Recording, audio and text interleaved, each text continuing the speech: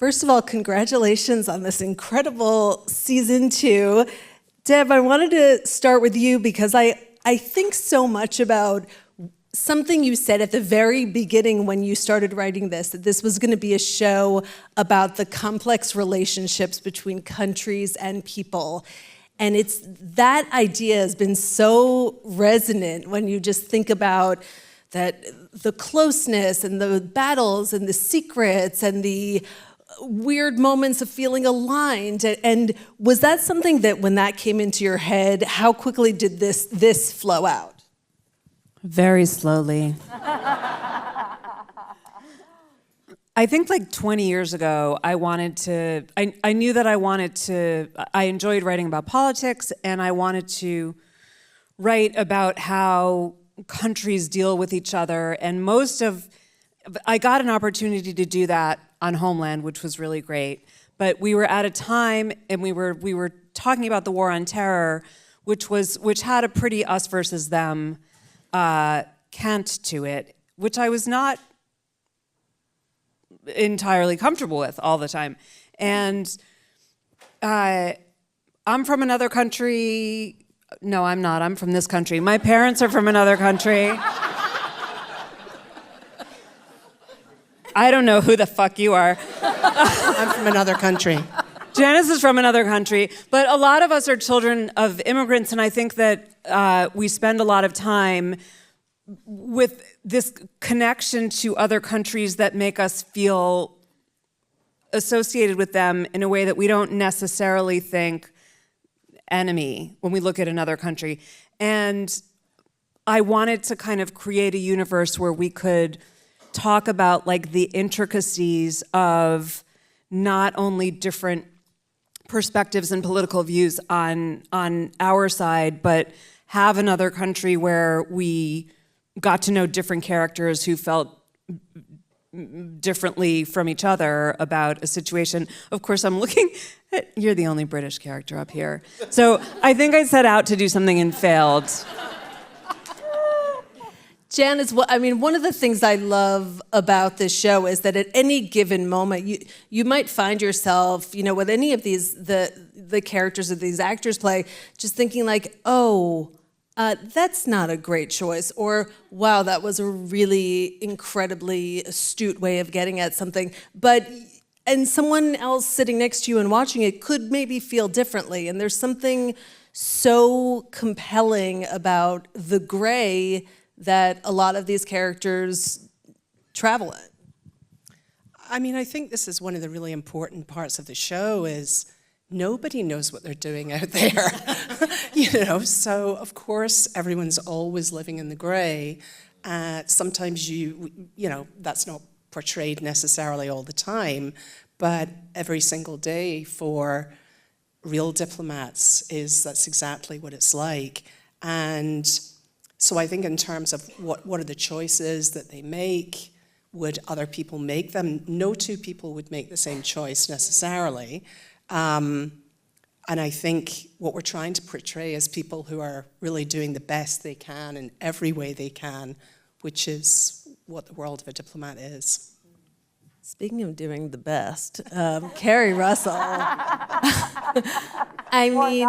When you signed on for this, in this show, I feel like you're doing drama, you're doing comedy, you're doing like physical comedy, action. There's just like, when are you gonna just belt out a song? When are you doing a musical? Because Deb is like, and it's so wonderful to watch. It's so fun. It is so fun. I have to admit, like, just to be this age and to, get to be doing such fun, rich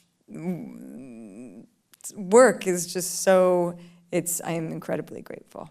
Yeah, and it is all of those things. It is, but you should know that the specificity of it, like that hospital scene, I snuck in the back when they were watching this, that hospital scene, all of that is written in there, like the climbing into the bed and eating his Jell-O when he's about to die, like that is Debora Cahn, like she wrote that, all those weird little things are in there. It just, so it is a complete delight.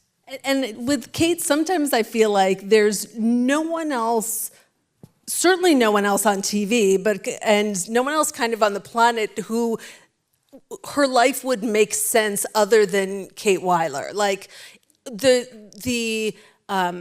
how incredible she is at her job, the ambition she has, being repulsed by ambition, that very specific marriage that she has, and it's like she's a real unicorn. Yeah, and it is. It's so fun. It's all of those things. She's bossy and mean and nice and generous sometimes, but really a mess and funny and yeah, it's a very specific, well-rounded character, totally fleshed out, and she's a hot mess in the best way. Yeah. Allie, I'm obsessed with Idra. I mean, right?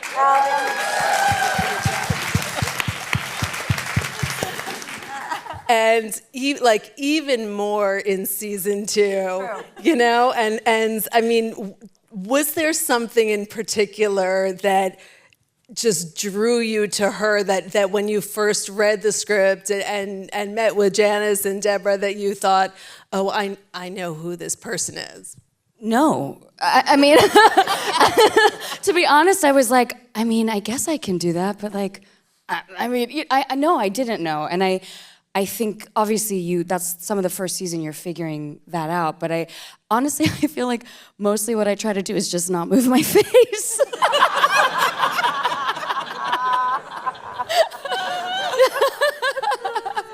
So that's the secret. Yeah. That's amazing. That's what smart people do, right? Yeah, they just don't move their face. Yeah. Don't move. Yeah. She's carrying a lot, in her mind. She's holding on to a lot. So Stuart is, I mean, this season in particular, we see him. He is like, he is juggling all the balls in the air, and nothing ever drops. And it was so interesting to see at the start of this season, things start like he's shaken, and this person who is keeping everything straight and navigating everything perfectly and thinking 20 steps ahead and knowing the history and just being able to do everything. It was really fun to see him kind of fall apart a little bit. Yeah, I think that It's too perfect. he's too perfect, and I think that people who are too perfect, they fall apart specifically in a way that is absolutely disastrous, and they can't control it because somebody who is always trusted to be the steady one, who's always the guy that is going to be the rock, when that person falls apart, it's disastrous. And I think the thing about season 2 for Stuart, when I look back on it, it's like Stuart not only isn't the steady guy anymore because of what happened, he's not one of the cool kids anymore. And I think that hurts him more than anything that he could imagine. Yes, he almost died. Yes, he lost, and I'm not glossing over any of that, but like there's the interpersonal humanity of like, I don't get to play anymore. Yeah. Do you know what I mean? And I think that's the thing that I tried to work in every time I got to set, being like, oh, they're leaving the room and they're not including me in this. I don't get to play in the sandbox. Sorry. You know what I mean? So, yeah. Friggin' Idra. Oh. Got a lot to say about that, too. No, I'm kidding. I get it. Who says he's perfect? I mean, David, I think it's so funny how much Austin he is so suave and he is like so cool. And I love when even Nicole Trowbridge just completely makes fun of him when he's like bouncing off the walls in like full emotional chaos, and it drives him so crazy that Austin is like just cool as a cucumber, just keeping it all together. How is that for you as an actor to just like, you have to have, and you do so beautifully, just show so much that's going on and also show nothing? Yeah, nothing. Funny story about that. So my close friends and family, they say that to me. Austin is so suave and his suits are amazing. He's so charming. I don't see you in him at all, David. I'm like, nothing. They're like, nothing. I can watch it and I don't see you at all, Dave. So that's probably how I do it, really. It's always interesting when they say that. And like my last job, I had like horns and a handlebar moustache, and they're like, I can see you all over that. Yeah, it's an interesting thing, that the whole Austin kind of stoicness and stillness. I find it really. I said at another talk, I found it in season 2. I found it interesting and sad, because when I picked up the script, you asked Ali a question about what first attracted you to it. I picked up Austin and I thought, when I grow up, I want to be like him. I want to be this guy. So cool, so calm, so together. And what I found in season 2 was he wanted to say and do so much, but it was locked up. And I wonder about that for people in positions of power, people of color in positions of power, and how they can be restricted to just survive, and how they navigate those spaces. And that was quite sad for me. Yeah, sort of described it like a internal scream that couldn't get out. Debora, at what point did you know what season 2? You knew how it would start, and it picks up a second after season 1. When did you have that moment where it was like, oh, I know how this season ends? And you've all seen it, so we're going to talk about it. I don't know that everybody's seen it. We're going to ruin it. Have you all seen it? Yeah. I mean, speak up if you haven't, because trust me, you don't want this to be revealed here. Has anyone not seen it? Season 2. Some people haven't seen it. Okay, so I'm not going to talk about exactly what happens. I will tell you that when we first started talking about it, it was like, ooh, well, that could happen. That's dumb. It seemed idiotic. It seemed like one of those things like, wow, somebody's going to hear this piece of bad news and drop dead. It just didn't seem serious or plausible, or cliffhangers are complicated, you know. They work sometimes, but if you go a little bit too far, they don't work. And it just, I was worried that we were going too far. I was worried that it was going to seem silly, and it's scary to like make a huge move like that and then know that people are going to have a year to talk about it. So. Yeah, it was terrifying, and I was not sure for a long time if it was going to work. It worked. Yeah. I will say, before coming here tonight, I rewatched the finale and the final. We won't spoil exactly what happens, but those final moments where there are people running and you don't know, even in that moment, like right up until the last second of the season, you're kind of on the edge of your seat. I mean, Janice, when you were like talking with Debora about the final, and even the final shot is so perfect. I mean, every single thing. Did you kind of get that like goosebumps, like, yes, this is so propulsive? I had a strange experience when I first saw the director's cut of that episode, because obviously I'd read the script, I'd seen the filming, and so I knew what was coming. And I watched the first director's cut, and I suddenly got so into what was happening, and I'm trying not to say what's happening, that I actually for a moment thought something else was happening. And I did too. Yeah. When I first saw it, yeah. Yeah, but I had no excuse why I should think that. It's like I hadn't been paying attention before. But I got so caught up in it, and the way that Alex Graves, the director, filmed the sort of the run and what was happening in that moment, I went, oh shit, they're coming to, something else is going on. So, I mean, I think that's part of the brilliance of the writing, of course, is not only did she pull off this finale and this huge cliffhanger, but for a second, I thought it might be something else because it could play as two different things. And I got so lost in it that that's what I thought for a second.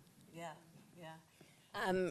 We can say, not spoiling anything, that Allison Janney is in the show this season, and hopefully next season, unless something insane happens, as Grace Penn. And Keri, the relationship between these two is so much fun to watch. I mean, talk about like complex relationships in relationships and in countries and in politics and whatever.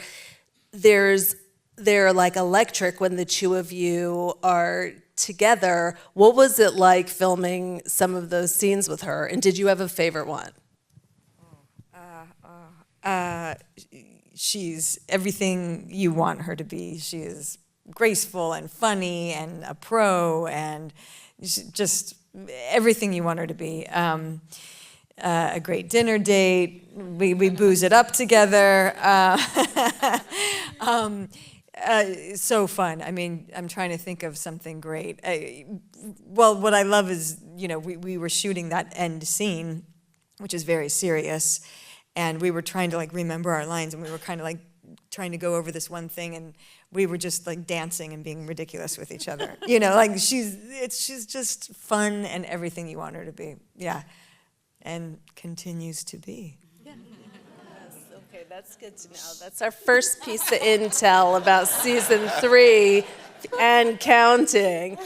Just to go back, like, what was that? Was it like, okay, we got to get Janney for Grace Penn? I mean, was that you knew her already? You had worked on the West Wing. We had to get Grace Penn for Janney.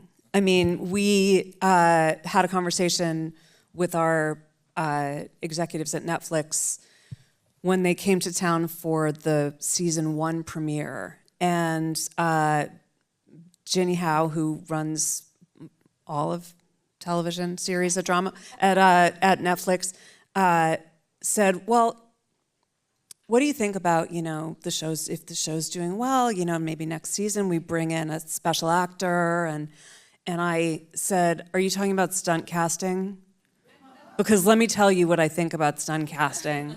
And then I go into this super condescending rant about how it ruins a show and the audience is just watching the actor, they're not watching the character, and this went on for quite some time. And then she's so patient and indulgent with me. And then she looks at me and she says, so if we got Allison Janney, you wouldn't want her? At which point I literally slid myself under the table and then started apologizing for a long time. So the idea that we were going to have Allison meant that we needed a good story for Allison. And Grace Penn was, like, there are a number of things that we sort of plant in there in the writer's room that are kind of popcorn kernels that could pop at any time. And some of them just float off into the netherworld. And then some of them, like the Grace Penn story, we were able to say, okay, there's something that this could really turn into that could be amazing and could definitely have legs. But that was part of the coming up with the end of season 2. It was different before we had Allison. It was a different story that I was really attached to that I can no longer remember. Amazing. I'm curious for the cast, what did you hear from people between seasons 1 and 2? did people really gravitate towards certain things about your characters? Did people feel, I mean, people feel passionately about this show. So, I mean, what were you hearing?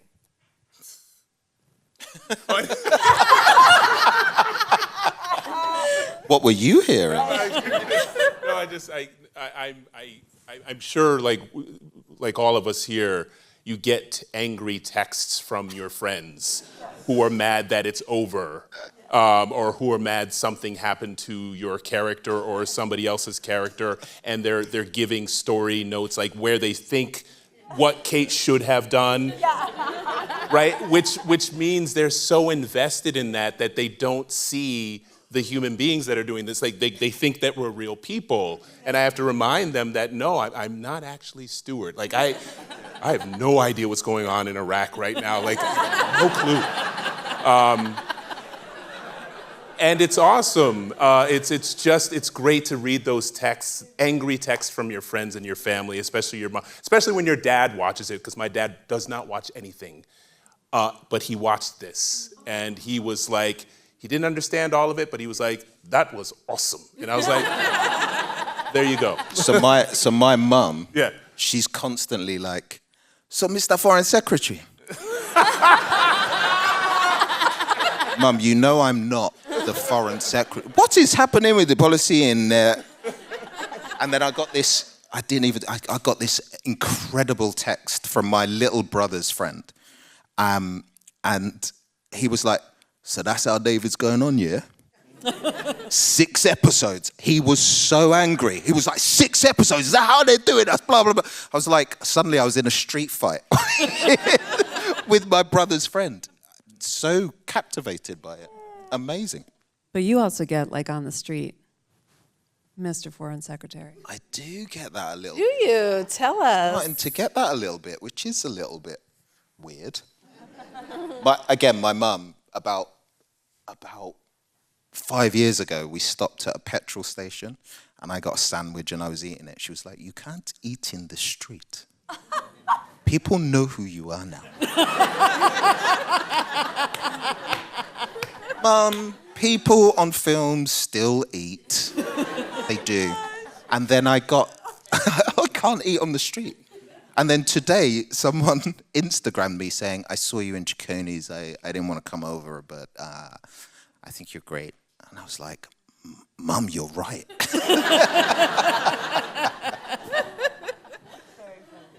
One of the many things I love about this season was the way different characters found their way to each other, or the different relationships deepened. And Allie, the Idra Kate connection is something that I loved watching this season so much. Like they work together. They can really butt heads, but they're both really honest and straight talkers, and it's so much fun to watch that because they also have this fierce loyalty to what they're doing and to their mission, and there's that respect there too. How was it getting to? I mean, I love that friendship and just connection. Yeah, I mean, it's way easier to play like I like Keri than that I don't. So, but yeah, I mean, I think I think it is really fun because I think it's like someone who they're upping each other's game. I think they really trust each other, and I think that it's exciting. And also, I think the fact that they're both straight shooters is probably really refreshing. There's no games. They're just, and they both care so much, even if they present differently. I think they have, and I think it is. I mean, I've said it in other things. It's like game recognizes game, and I think they identify that. I think when Kate first comes, Idra's used to kind of running what's happening, so she's not used to an ambassador being that involved, and so she feels like she can't do her job. She's getting questioned, but very quickly she realizes how smart Kate is and how much she's bringing to the table. So then they're off to the races, which is great. I also loved getting to see, and even in this episode that we saw, we get to see you and David also in like little moments where it's like, oh, like this is an interesting like pairing, like of different ingredients together in a room and figuring out how to read the other person? Is it fun to get to do? Yeah. It's such a treat. Like, actually, all of these people along here, and the wider crew, it's such a treat to interact with every single one of them. And when we get to dance together, it's nice to have a different rhythm come in. What a delight. Absolutely. Every day, all day, right? What a delight. But lovely as well. And then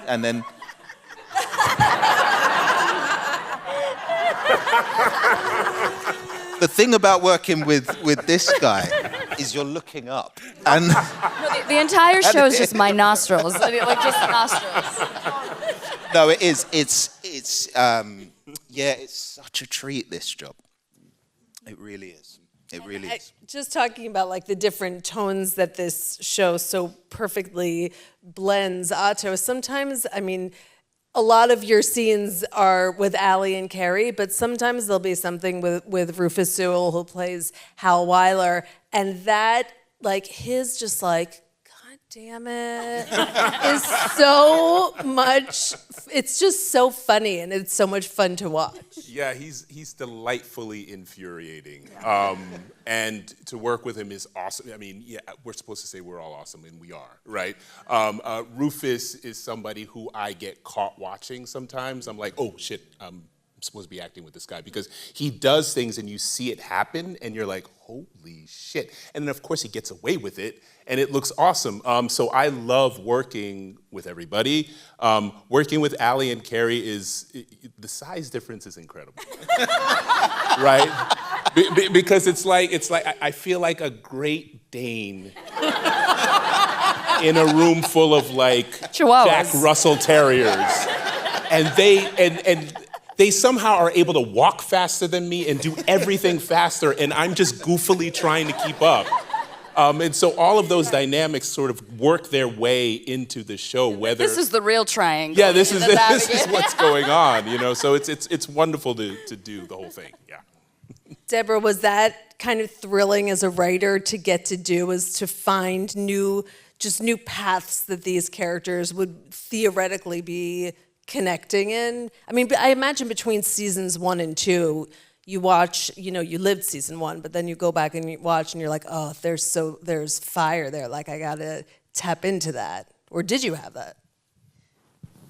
The joy of doing TV is that you get to see what you have and then write to that. And we're filming as later episodes are being written, and we're able to sort of look at, like you were talking about the physical comedy. Kate is much more of a physical comedy character because Keri's good at that.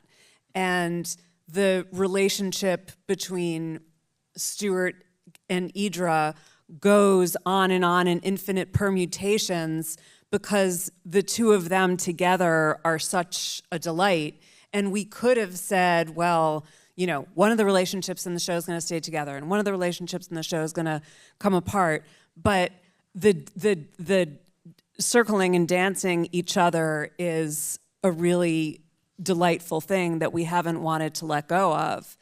And getting to the point where the characters have, you know, in their world and in ours, been around long enough to, you know, kind of know each other well. Like, it is nice to see that Dennison and Idra have a relationship. It is nice to see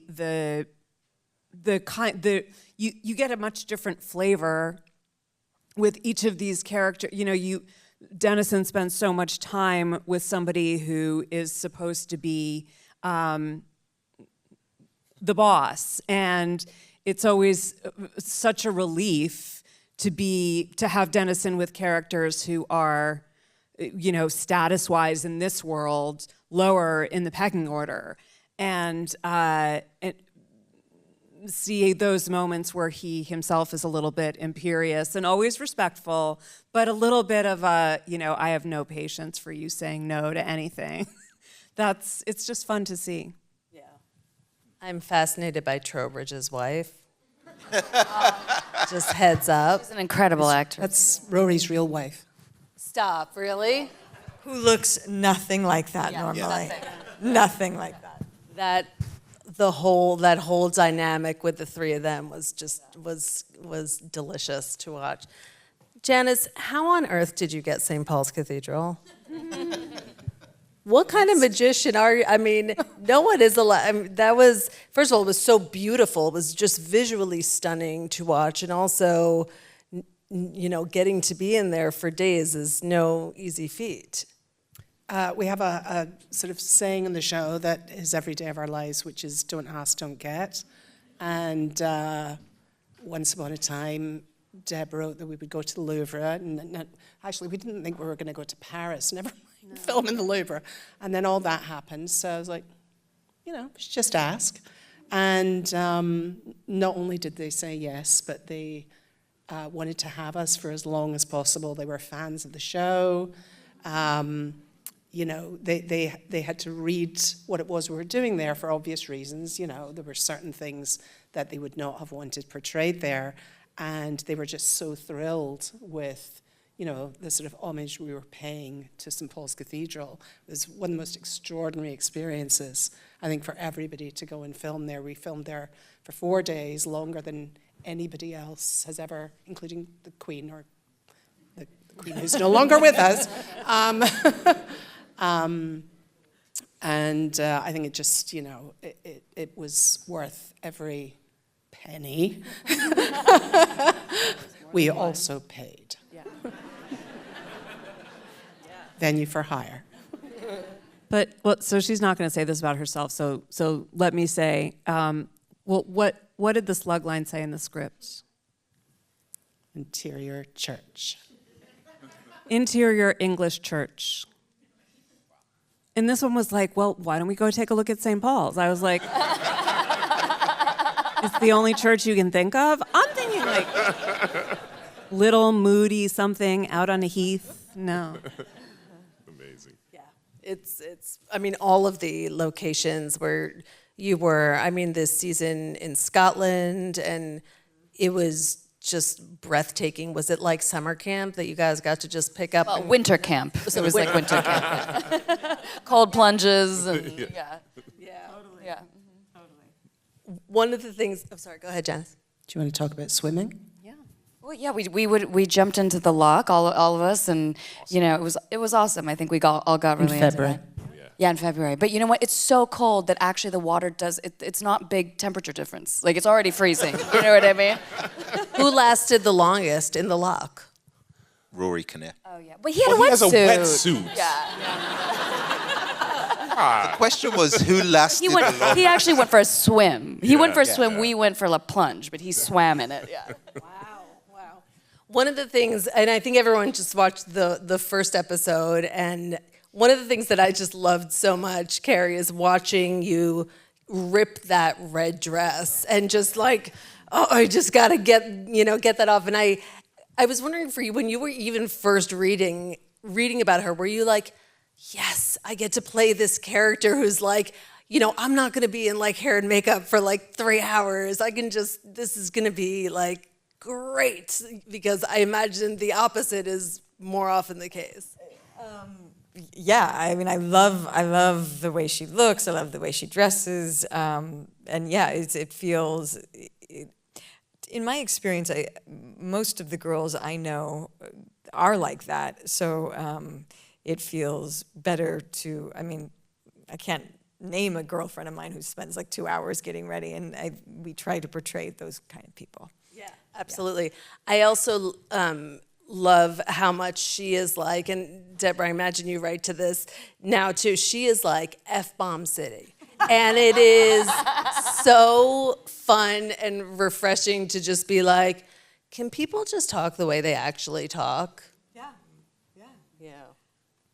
I mean, we were filming something that we can't talk about, but that scene we were shooting last week where it was like a big policy scene and people are like fighting over what's going to happen and what people in power are going to say and what the message is going to be and what we're going to choose, and I was referencing that it's been written a lot about when Obama was in office and they were arguing over what to do in Syria, and they're having that like really vicious debate, and he looks at Samantha Power and goes, "Sam, we've all read the fucking book." like, you know, that's how they talk, and so it's cool getting to portray some of that stuff. Yeah, I'm interested in what happens when the cameras aren't around and they're really like fighting for their points, and I think that's interesting. It struck me when you said that Kate Weiler is a unicorn, because the thought that came into my head was she's actually just every woman that I know. And most of that isn't on TV. And most of that, if it is on TV, it's in a comedy that's really arch, or it's some like arty, farty something on I don't know what channel. But seeing somebody like that in a serious policy role, I think is surprising for an audience, but not surprising if we just think about the people that we know and how difficult it is to get out of the house without like safety pins keeping you together. Right. Yeah. And we had, I remember there was a comment from a Diplomat about season 1, episode 8, I think, when you're wearing the white dress for the big photo shoot that you're going to do when you first become ambassador. And the thing that every single female diplomat that spoke to us said, when you have a line about how can this dress cost however much, it has no pockets, and they were all like, yes, exactly. Who's wearing something without pockets?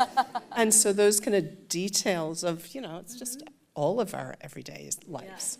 Yeah. Though I will say that Allison Janney's line that about why it's important to not have your pants pin, safety pin, you know, and it's like, it's one of those moments where it's like what I love about the show, you can be like, oh, I don't know about you, Grace Penn. And then she says something like that and you're like, fair, because she basically says like, look, you are representing an entire country of people who have a ton of stuff to deal with. Don't make it look like, I'm going to butcher Deb's words.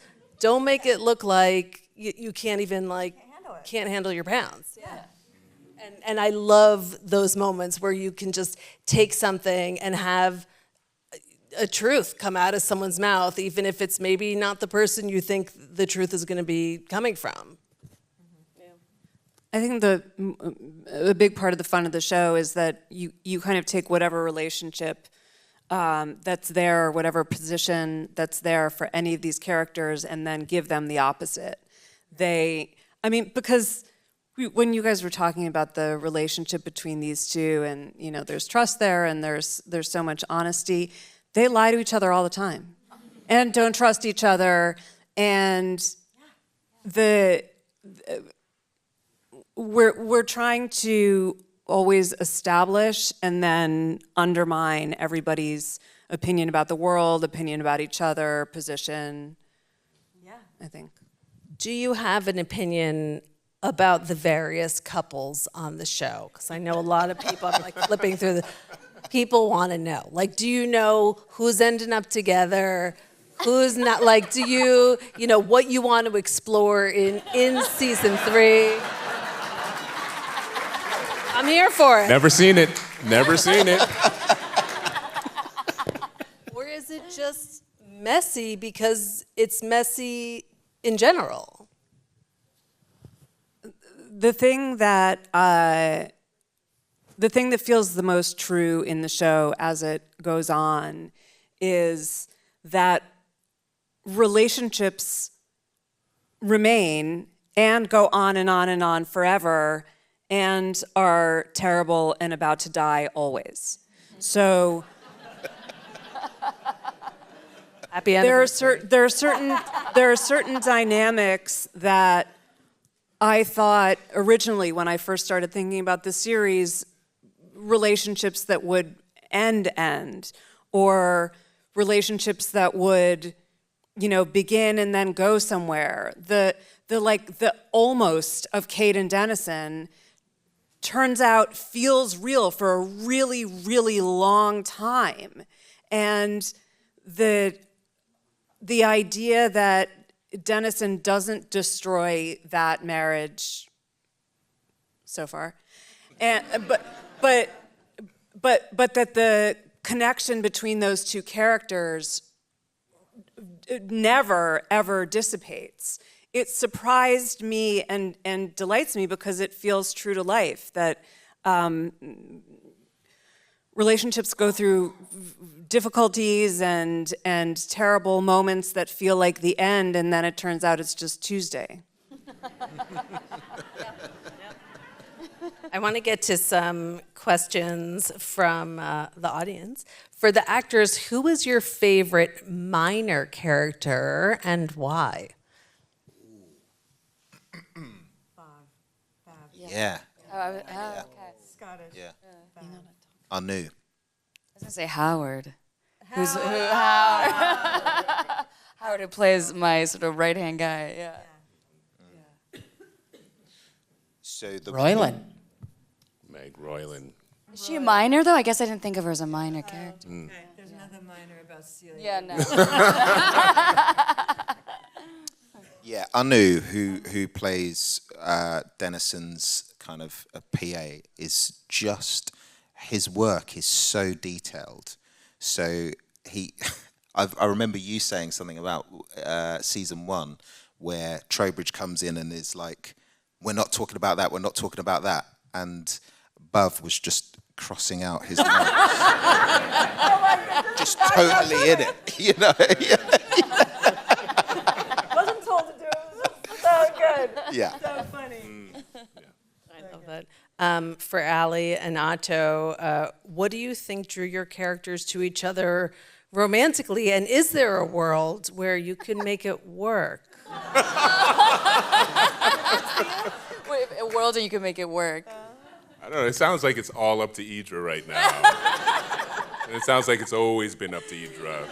And it sounds like Idra picked Stuart, was like, you, come with me. I think that generally is how Idra works. I think Idra always is like, you're coming home with me. But I don't know. I mean, my imagination is Stuart is so like pure of heart, and Idra is so veiled. And I think there's something about that opposition that's really like interesting. But I certainly don't think she started shipping Stuart thinking it was going to go anywhere. Oh, yeah? Yeah. Could have fooled me.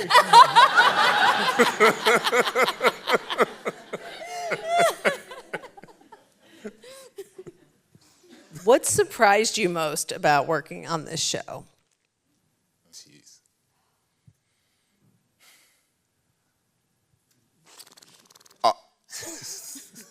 Two things for me. The locations. Like, do you get that I'm a boy from West London sat in New York talking to you about what I do for a living? This is incredible. So there's that. And then what was the other thing? 9 p.m. Yes, indeed. The other thing will come back to me. But yeah, that surprised me. What was your favorite location? Scotland, yeah. Yeah. It's pretty beautiful. What is everyone's favorite line from the season? There's like 1,000. There's so many. I mean, the scripts are amazing. Could you use less of that in this season or last season? Oh, that's Idra, That's the right? first season. First season. First season? That was first season, right? Isn't that first season? Yeah. There's a ton of Idra lines that like you deliver like bang and like I just crack And you up. just don't move your face and it works. Here's an Idra. We were going to keep the circle small. I'm small. Oh yeah. Stuff like that. That's definitely a line you can only write once you know who all the actors are. Deborah, what's a line that you have written? I mean, that's so hard to ask a writer, but do you have a line that you were like, oh, this is a good one?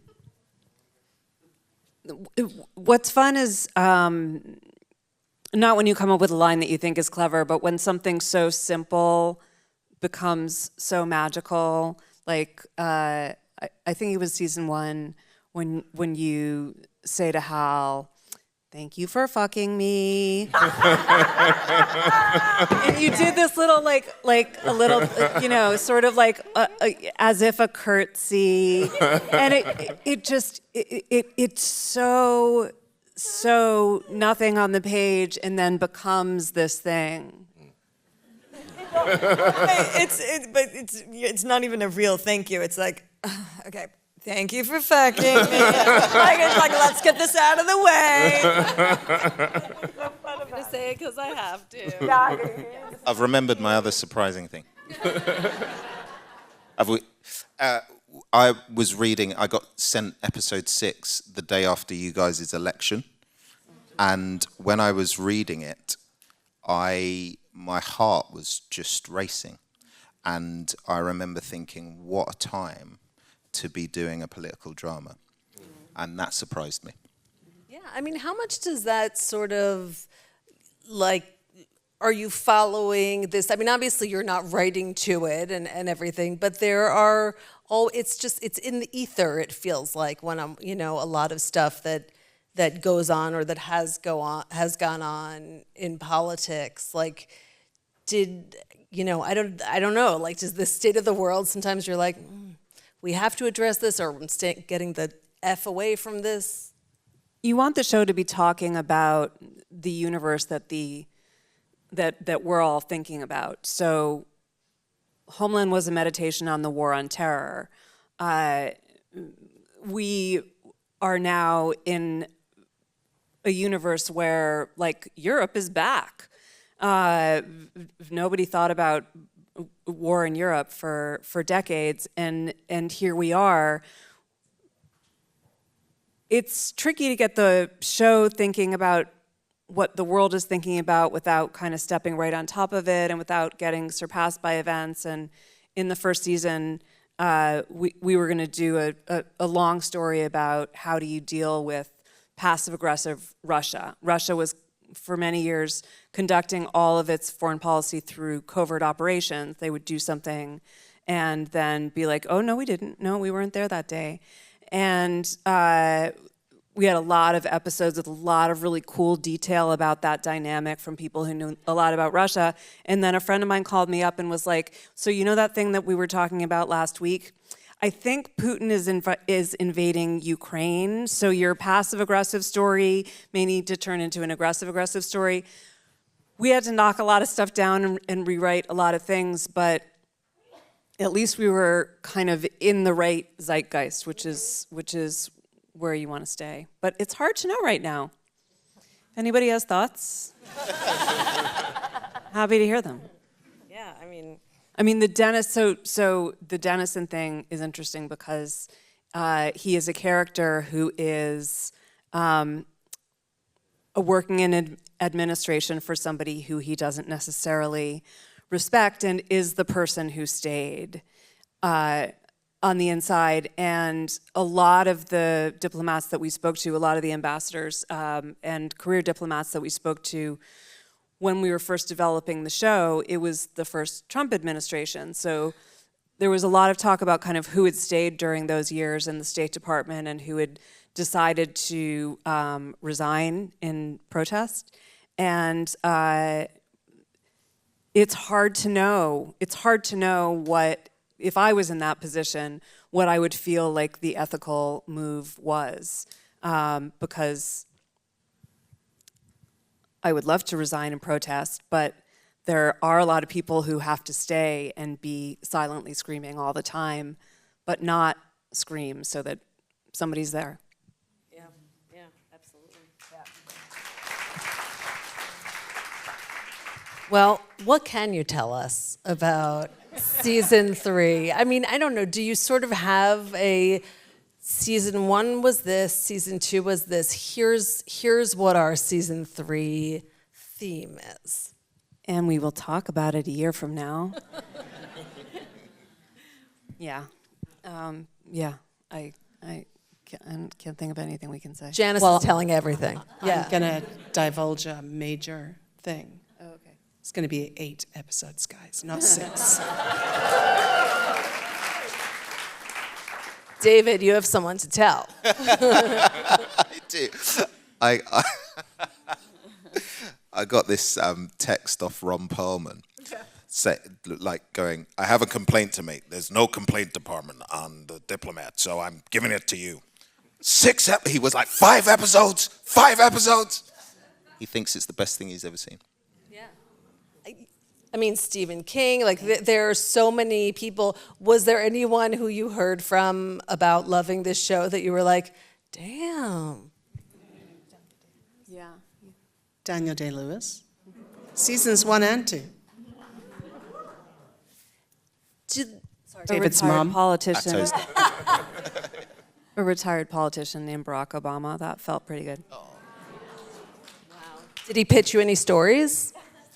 Apparently, he's got a Netflix deal, and apparently he walked in the office one day and said, "Why didn't we make that?" Would you have him as a guest star? Yes. Someone get him a SAG card. I mean, ASAP. Do the four of you, I mean, Keri, you're an EP, so obviously you're involved in all of this, but do you ever say like, Debora, might my character maybe do this or this in a coming season, or? Absolutely not. No way. Are you crazy? It's too good. Yeah, it's too Like, we wouldn't dare. Like, it's so That's smart. perfect. No way. Yeah. It's perfect, and it's better than I ever thought it would be. So no way. Each script is a gift. Yeah. Really. I mean, and we read them on our phones when we get them. Like when we hear the emails come in, everybody whips out our phone and we start looking at it. Yeah. That's how good it is. So. Well, I loved hearing you all talk about the finale, the season 2 finale, and which you had redacted so that people wouldn't know what happened. So did you all, like, at the table read was when you found out how the season... Table read, which was mean. Yeah, it's one of those moments where this is how good the writing is, because what was redacted was like the last 3 lines. That's how tight the writing is. And so I'm reading it in my kitchen at the edge of my seat, and I'm not going to give anything away, but it was like you swipe up and it's all black. And I'm like, what the hell is going on? Because I didn't read the email, so I didn't know it was redacted. I almost texted Keri and Allie being like, yo, dude, did you get this weird script? But fought against not doing that, and then read the email and was like, holy shit, that's baller. It's redacted. Wow. But then I know the show. I'm in the show, and I'm like, what could possibly it be, right? And so they were like, wait till the read. So we get the read-through. We're all around the read-through, and we're all reading it, and the script is there. And Debora specifically said to me at one point, was like, don't go to the end. Just like read it with everybody else, right? And so we're reading it, and we get to that last page, and it was amazing. And it was something that the writing is, this is what the point I'm trying to make. The writing is so tight that you could have guessed it, right? But it was just out of your reach. So you get to that point and you're like, get the fuck out of here. And I picked up my script and I threw it across the room because I was so angry. But it was so angry in a joyous way. It was, I can't wait till the people who have not seen it see it. You can call me, I'll give you my email. Trust me, you'll be throwing things. The reason that it was redacted was because I thought it was so stupid. Get out of here. That I wanted to know what the reaction was going to be at the table. Oh. And I wanted to find out if it, did it get a rise out of people? So was it going to be one of those things where everybody was like, yeah. Oh, that's gangster. Now, what was the alternative if there had been a bad reaction? A different story. Oh my God, you really did that? Damn. I just thought it was ridiculous. It was such a ridiculous idea. I thought you were all going to be like, oh God, she lost it. And then what was it like being in the room and watching that reaction? Seeing that man throw a script was very, very gratifying. Wow. Stood up first and then threw a script. Another question from the audience. Would you ever do an episode flashing back to the early days of Kate and Hal?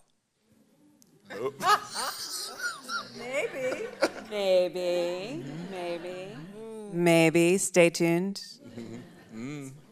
Ooh, did you? Yeah, that makes me think that like Debora has all of the histories of all of these characters in her mind. Did you all have any questions, or if you found yourself even in filming this third season of like, do I need to know what happened to me at this point that, you know, or where I worked at this point, you know, that landed me emotionally in this specific space?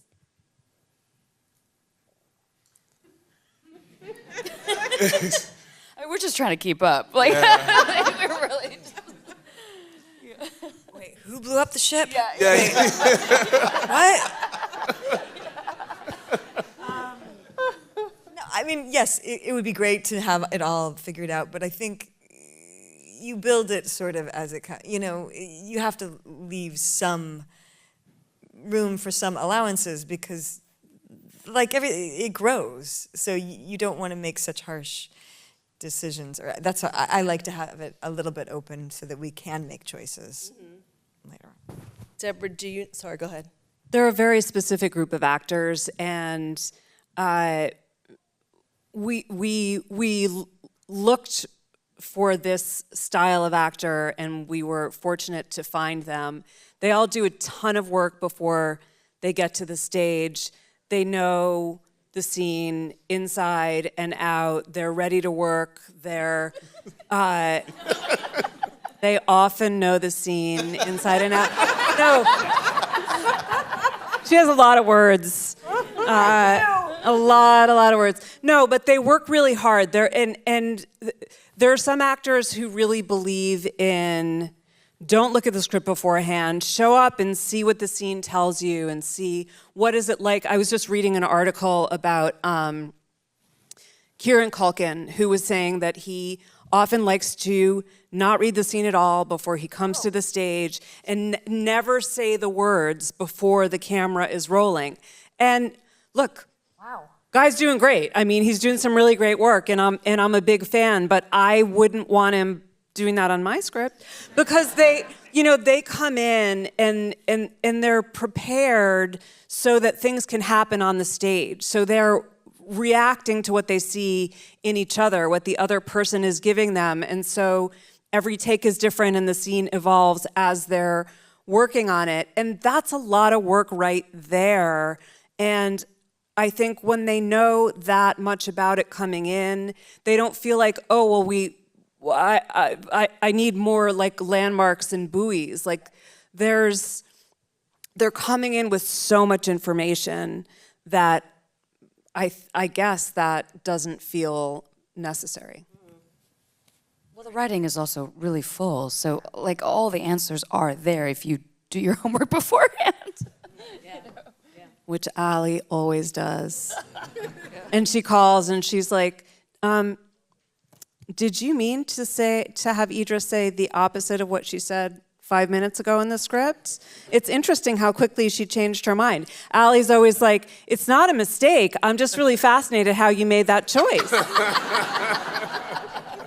Like, yes, I did. Last question, because we talked so much about the season 2 finale. For the season 3 finale, is there the kind of uncertainty that you will be redacting it as well and having them find out on the spot? Suffice to say, there remains a great deal of uncertainty. And if anybody has any ideas about how season 3 should end, Atto is going to give you his email. Well, I cannot wait for season 3. No one wants to weigh in because no one can do what you do because the stories and the words are just so brilliant, and all of you, the producing, the acting across the board, every single thing. I want to thank all of you for coming, and of course, The Diplomat is streaming on Netflix. I want to thank Debora Cahn, Janice Williams, Keri Russell, Alian, Atto Essandoh, and David Gyasi so much.